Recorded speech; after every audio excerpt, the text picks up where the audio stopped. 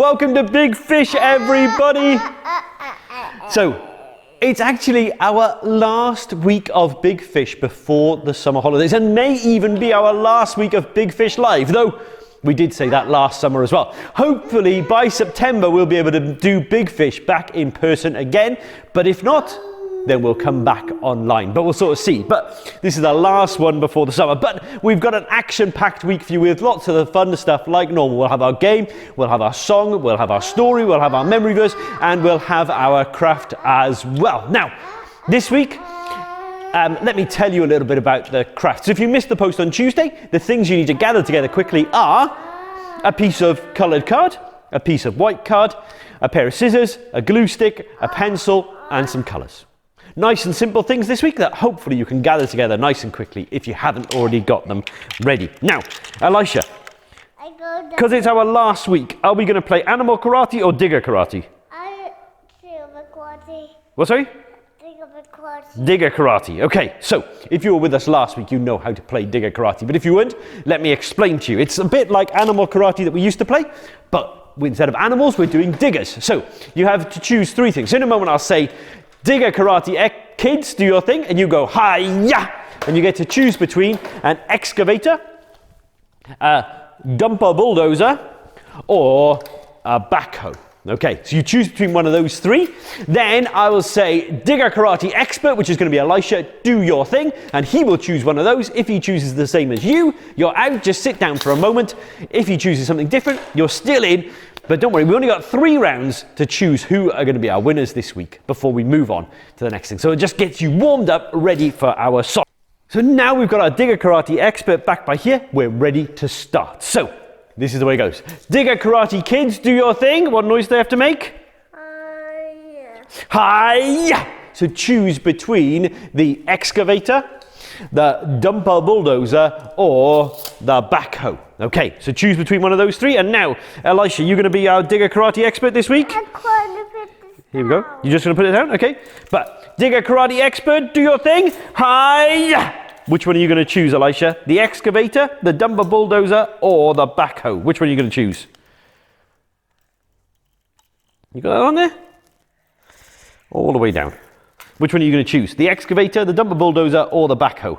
The excavator. The excavator. So if you chose an excavator as well, then you're out. You've got to sit down. But if you chose the dumper bulldozer or the backhoe, you're still in for round 2. So here we go. Round 2. Digger karate kids, do your thing. Hi-ya! So choose again between the excavator, the dumper bulldozer, or the backhoe. Okay. So now, digger karate expert, do your thing. Hi-ya! It's so long. Which one are you going to choose? The excavator, the dumper bulldozer, or the backhoe? Which one are you going to choose? Excavator. The excavator again. Oh, you caught them out. Oh, being sneaky there. Okay, so if you were the excavator, you're out again. But if you were the dumper bulldozer or the backhoe, you're still in. So, last round of digger karate. Here we go. Digger karate kids, do your thing. Hi-ya! Okay, so choose quickly the excavator, the dumper bulldozer, or the backhoe. Is our expert going to choose the excavator again, or will he choose something else? We'll see now. Here we go. Bulldozer. You're going to choose the dumper bulldozer. The dumper bulldozer. So if you were a dumper bulldozer, you are out. But if you were the excavator or the backhoe, you are one of our winners. Yay! Fantastic. And so hopefully that's warmed you up, ready for our song. And our song this week is going to be All Through History, one of our favourite songs. So up on your feet, singing as loud as you can, the best accents you can. Here we go.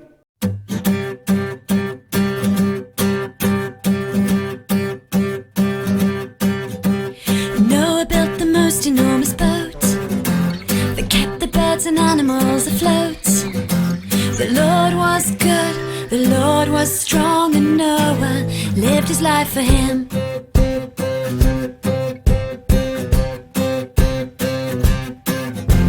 Moses led his people through the sea, taking them away from slavery. The Lord was good, the Lord was strong, and Moses lived his life for him. Oh, thank you, that all through history you were faithful. Thank you, oh, thank you,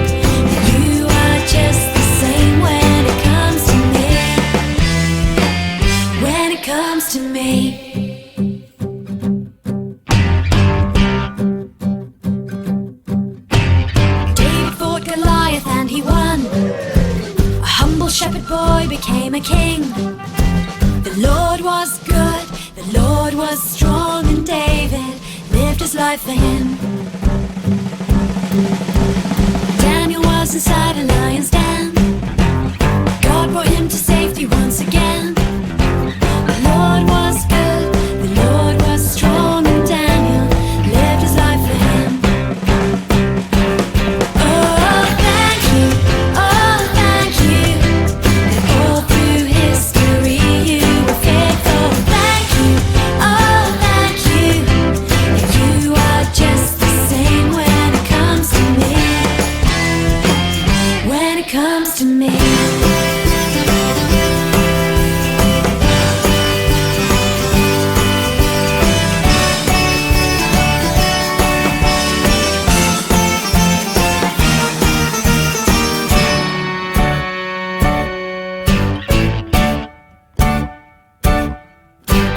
Jesus died to take away our sin, so we could get to know our God again.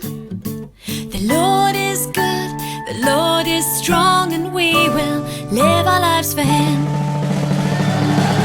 Oh, thank you, all through history you were faithful. Thank you, you are just the same when it comes to me.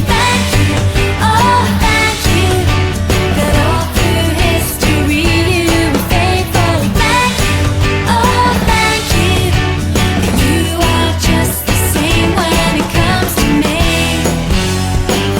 When it comes to me. When it comes to me. When it comes to me.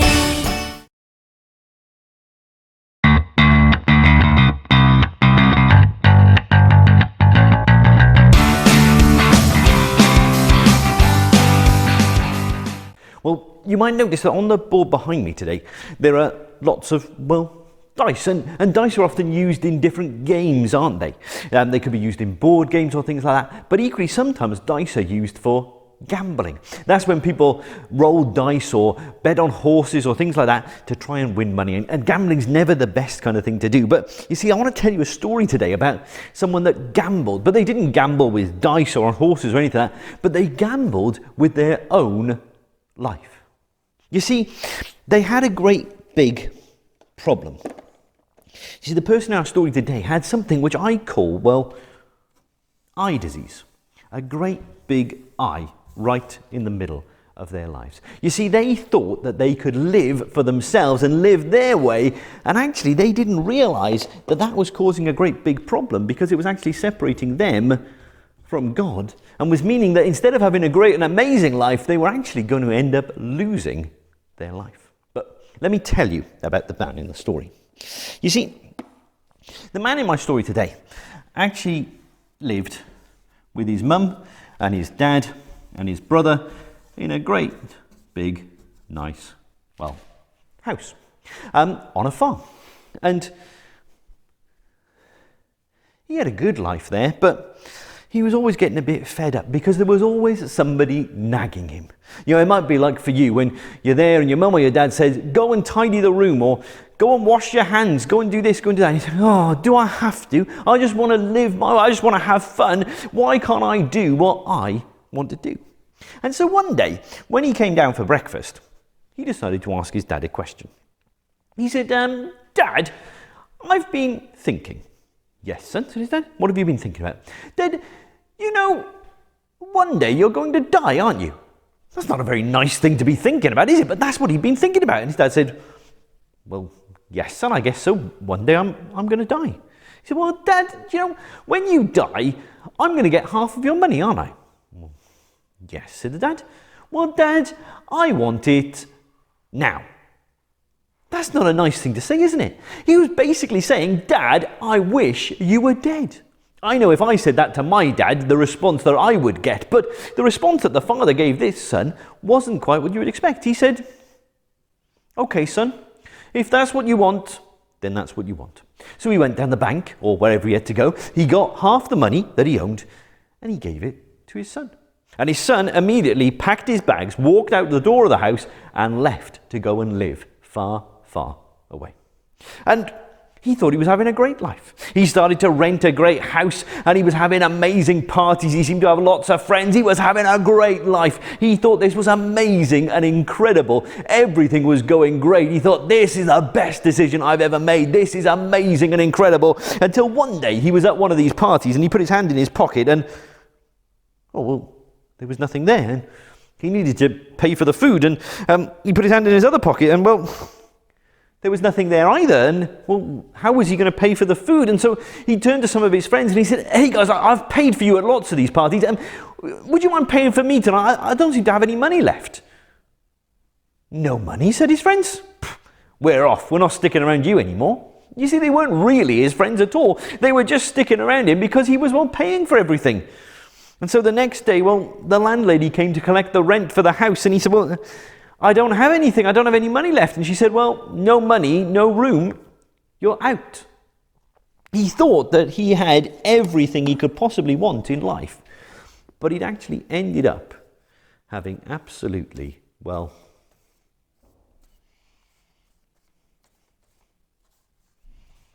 nothing at all. He thought, what am I going to do? How am I going to sort out this mess? He thought, well, maybe I should go back and see my dad. But then he started to think about it and he thought, well, but if I go back and see my dad, then I'm sure that his face is going to look a bit like this by here, that his fists are going to be balled up on the end of his hands, and, well, there's going to be steam coming off his head because he's going to be so angry at me for how I've messed up my whole entire life. There's no way I could go back and see my dad. He's going to think I've messed up so badly, he won't want me back in his house. And you know, sometimes we think that that's how God must think about us as well, isn't it? That we mess up, don't we? We do things that are wrong and we think, oh, there's probably no way that God wants us to be part of his family. Not when I've messed up so badly, but that's not what God thinks. You see, God should be angry with us for the things we've done that are wrong, but he's done something to make a way that he doesn't have to be. You see, God came down to earth as Jesus. And he lived a perfect life, never doing anything wrong, not like us. And then at the end of his life, he was placed on a cross to break through that barrier of our eye disease. He took our eye disease, or what the Bible calls sin, upon himself. He took the punishment for that so that we could be forgiven. So that anyone who turns to him and says they're sorry for the things they've done that are wrong could be forgiven and be part of his family and one day get to be welcomed up into heaven with him forever. You know, he's not an angry dad who's going to turn us away, but he's a loving dad who wants to welcome us back into his family forevermore. The son, though, he thought his dad was going to be really mad. So he didn't head back home. Instead, he thought, well, I need to get a job. And so he thought, well, I used to work on a farm with my dad, so perhaps I can work on a farm. And so he went to the farm, and the farmer said, well, I've only got one job, and it's working with, well, these animals by here. You'll be able to recognize what that is. It was a pig. Now, for the kind of country that this boy came from, working with the pigs was the most horrible job ever. It's not the nicest job at the best of times, but for him it would have been the worst thing ever. But he thought, well, if that's the only job, that's the only job, and I guess I've got to do it. And so he was working with the pigs, and his pay was so bad, and the conditions were so poor, and he was feeling so hungry, he actually thought about eating the pig's food. Now, if you've ever seen pig food, it's disgusting. You would never, ever want that. But that's what he was thinking, because he had nothing at all. His life was a complete and utter mess. And then he thought, I know my dad's going to be mad at me. I know he's probably going to try and chase me away if he sees me coming down the road, but even the servants back on my dad's farm are treated better than this. Even they have more food than this. Maybe, just maybe, I'll be able to go back and say to him, Dad, I know I don't deserve to be your son, but will you welcome me to be one of the servants in your house and let me work on the farm? And so that's just what the boy did. He started the long trek back home to where he'd lived before. And as he was walking along, he was trying to think, what am I going to say to Dad? What's going to be the right words? How am I going to convince him? And that kind of thing. And then as he was going along, he could see that there was someone just outside the farm in the distance. He realized it was his dad. And his dad started to run towards him with his arms out wide, just like he thought was going to happen. But then he realized that there weren't fists at the end of his dad's arms, and there wasn't an angry scowl on his face, but actually there was a great, huge smile. His dad had the biggest smile ever as he ran towards him. And he said to him, Dad, I've been working with the pigs. Don't come anywhere near me. I stink. But do you think his dad would listen? No, his dad ran right up, wrapped his arms right around him and hugged his son. And he said, Son, I am so glad to see you. Welcome back, son. And he said, Dad, I just want to work as a servant. His father said, Son, you're my son. Welcome home. I've been waiting for you to come back. Do you know, the father didn't just want to welcome him back into the family, though. When they got back inside the house, he called to the servants. He said, Everybody, it's amazing, it's incredible. My son has returned. Go and get a new robe for him. Go and give him the best ring. Let's get rid of the fattened calf and let's have the greatest party ever. You see, the son had gone to live the life that he thought was right and he'd ended up with nothing. But now that he'd returned home, he realized that his father actually wanted to give him this by here.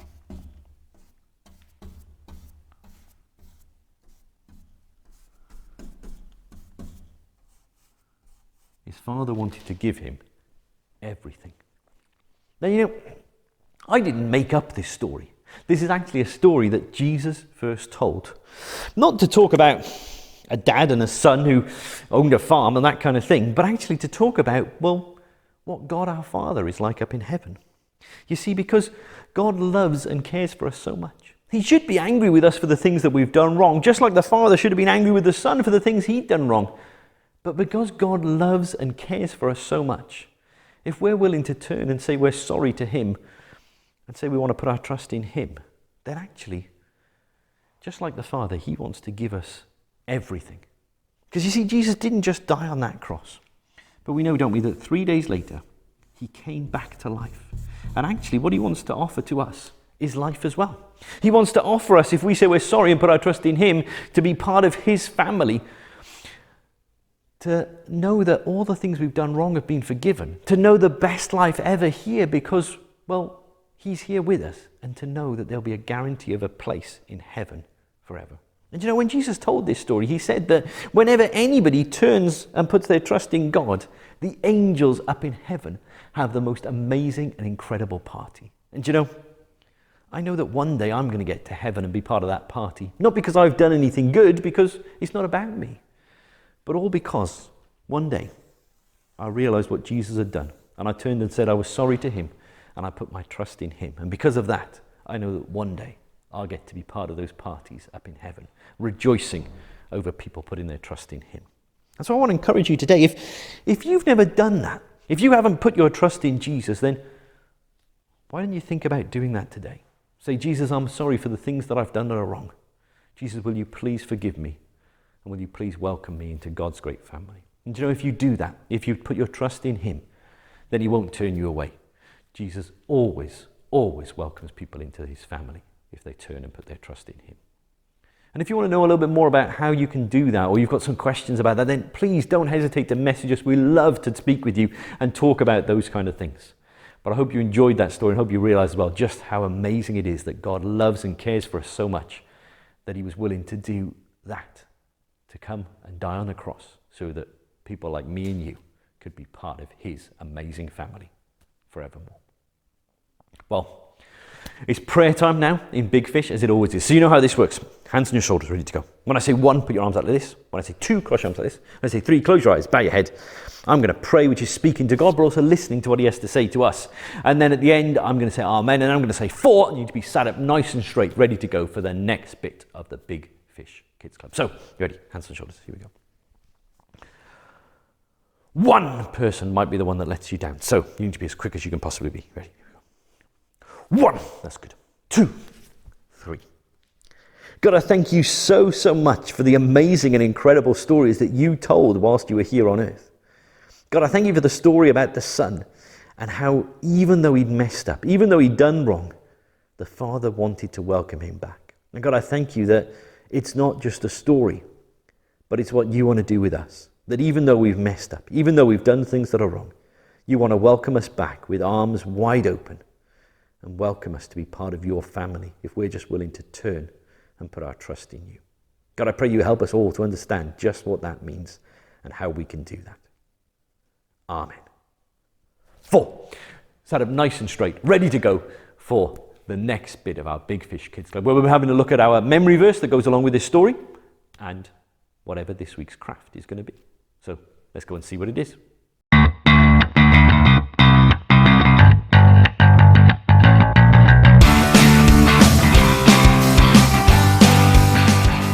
Well, I hope you enjoyed that story about the son who, well, was a bit silly, wasn't he? And he got himself lost, but his dad welcomed him back with open arms. And that's just what God does as well. Even though we sometimes go astray, even though we sometimes do things that are wrong, actually, if we turn to him and say we're sorry, he wants to welcome us back with open arms and make us part of his great family forevermore. Daddy. It's a cross there because it's a church. And actually, that's how God makes us part of his great family, isn't it? Because he went and died on the cross for us. But before we get on to our craft this week, yeah, he died on a wooden cross. Before we get on to our craft this week, we need to look at our memory verse, don't we? So here is our memory verse for this week. The Son of Man came to seek and to save the lost. Luke chapter 19, verse 10. So let me say it again. The Son of Man came to seek and to save the lost. Luke chapter 19, verse 10. It's Luke. Oh, not Luke the puppet, but this was Luke who actually investigated lots of things just after Jesus had died to check everything was right. And he recorded it. He wrote it all down in a book so that we would know all about Jesus. And Luke is one of the books in the Bible. So for our craft this week, we're going to make a man with arms wide open, like the Father welcoming his Son back, or like God welcoming us back when we turn back to him. So the first thing you need is your piece of coloured card, and you need to fold it in half lengthways like that by there. And then you need to cut it along that line. So we're going to cut it like this. Are you cutting it? Because this is going to be the body and arms of our man. Okay, so there we go. We'll cut that like that. We'll pop that to one side because we don't need that. And so we've got our body and our arms of our man. Now, you need to fold it into 3. So you've got to sort of fold both sides over at the same kind of time to sort of see, then get it into 3. And once you've got it, give it a nice big sort of crease by there, because that's going to be the body in the middle and the arms on the outside. Now, we need to make the head and arms by there. So, what we need to do first of all is just place your coloured piece of card with the middle fold on the edge by there. So then on this side, when you fold it up, you can just sort of draw. Actually, yeah, that's the easiest. If we fold it all up like that, you can draw around that, because that is going to be like our outer box. So just draw very faintly there to give you a guide as to what you're going to do by there. Okay? So that's going to be our sort of box, which is going to be our body. Okay? By there. And so then you just need something round to draw around for the head. Like a water bottle right here. So we'll take the water bottle and we'll draw. I want to use your one. My one's not as good as your one, pal. Yours is better than mine. So we're just going to draw around it by here. I want to use my bottle. Sorry, pal. You can have it back now. So we'll draw on that to get our head. Okay, there we go. Excellent. And so then we need to draw some eyes on our man. So you can draw eyes however you want. I like to draw nice big round eyes like this. And a nose like that. There you go. That's how I always draw men. And we'll put some eyes on like that. And we're going to give him a nice big smile like that there. Now, on the body, we're going to write on our memory verse. So, I'll put it back up on the screen again for you, but it says this: the Son of Man, so let me write it on. the Son of Man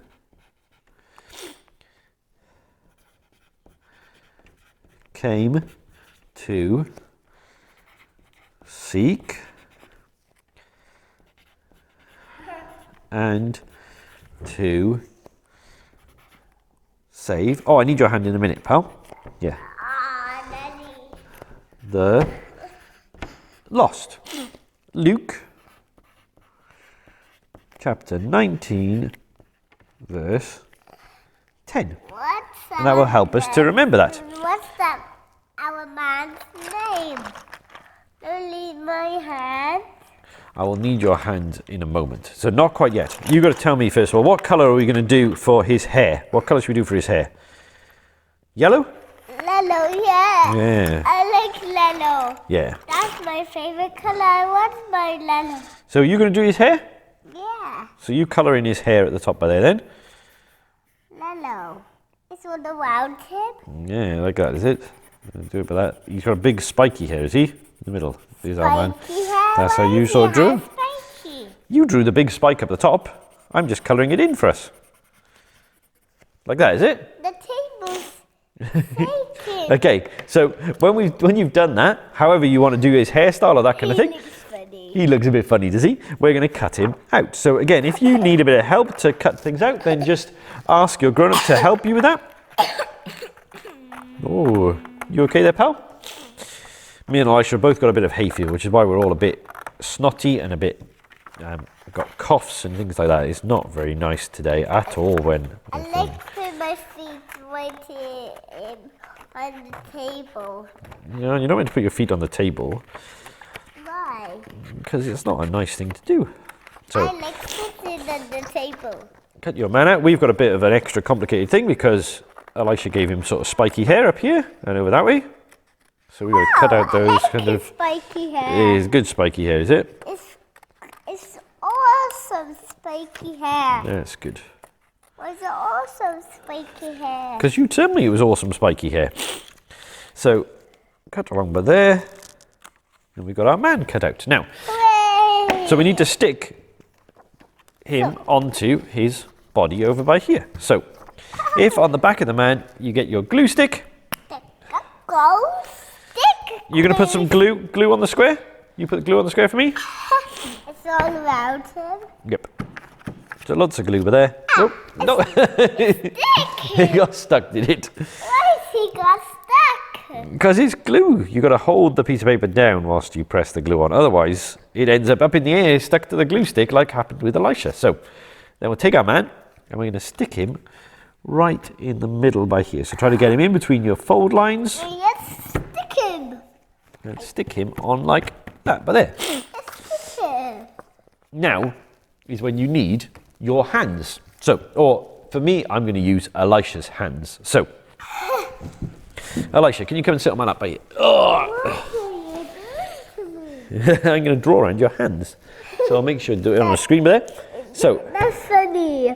we'll put one hand by there. So you'll probably need your grown-up to help you to draw around your hand. Like here, but we're going to use your hands to be the hands of our man. Okay, so around we go by here, around like that, and make sure you, whoa, down over there.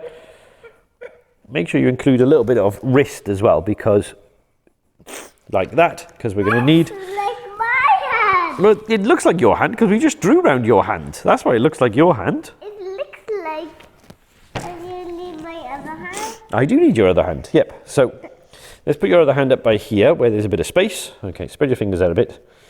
Well, not that much. It's got to still stay on the piece of card. So then, draw on this one by here. Oh, Nanny did it to me. Nanny was me round me. Nanny's drawn on your hand before, is she? Yeah, and I talked about going around Nanny's hand. Yeah, you talked about drawing around Nanny's hand. There we go. So we got some hands. My hand. So there we go. So if I pop you to the side with it, My hand. excellent. Lots of my hand. So then, cut out your hands. So not your actual hands, but the ones you drew on a piece of card. Because cutting out your actual hands would not be a good thing at all. Why cut out my hands? Because they're going to become the hands of our man I welcoming his son back, or also reminding us about God welcoming us back when we say we're sorry to him. welcome us when it's the night time too. God always wants to welcome us back. Like it right? Like in the night. Why like in the night? Yeah. But Right, you pray to God in the night, do you? yeah. When it's dark and you're feeling alone, is it? That's a good time to pray to God. Lonely. Yeah, and God's always there, isn't he? So we never need to feel alone. It's like, oh, don't do that. People don't want to see that. Wow. Why is the tractor still there? Why is what still there? The tractor. I don't know. What tractor? My other tractor. Oh, you were playing with it before. You probably left it there. People are probably in church on a Sunday wondering what on earth this tractor's doing there, how it got there. They don't realise it's from you, do they? Yeah. Okay, so that's one hand cut out. That's a good thing to do, to pick it up and put it back where it belongs. And so, and cut round this hand as well of Elisha's.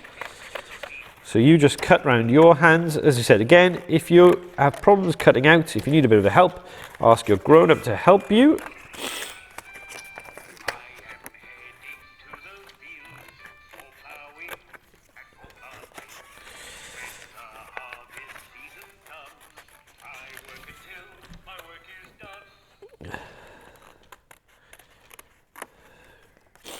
Almost there.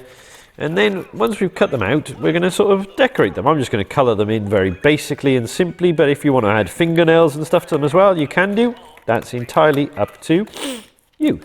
So, put all the rubbish to one side. Many nuts here. And turn it over. Now, we want to make sure our hands are like that. So you need to make sure your thumbs are on top, whichever way you have it up.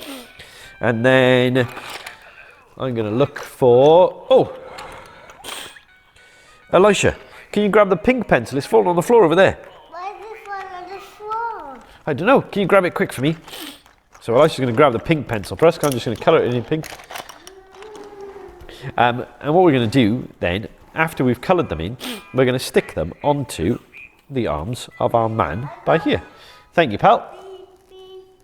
Excellent job. So I'm just going to colour these in very simply.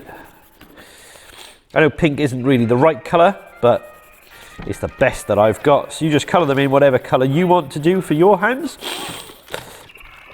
Whatever looks best for you. As I said, if you want to do fingernails and stuff like that, you can do. It's entirely up to you. Sorry. My nose is still a bit snotty from the hay fever. Hi, Daddy. There we go. One hand done. I just put it on me. You're going to put it on you, are you?